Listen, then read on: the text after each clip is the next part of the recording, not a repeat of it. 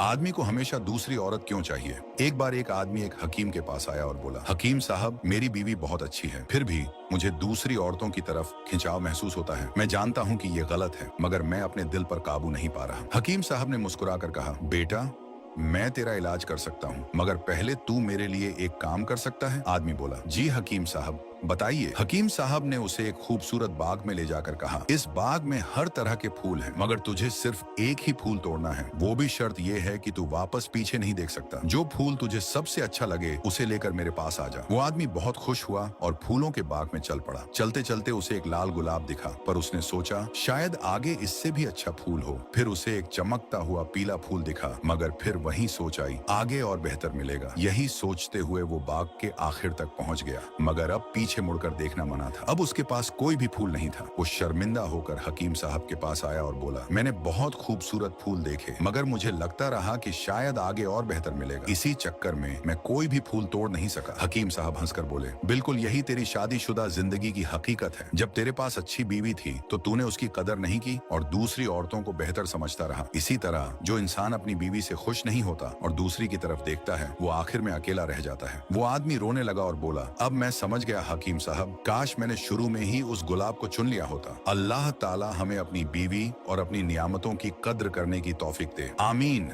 Comment में आमीन लिखना मत भूलें।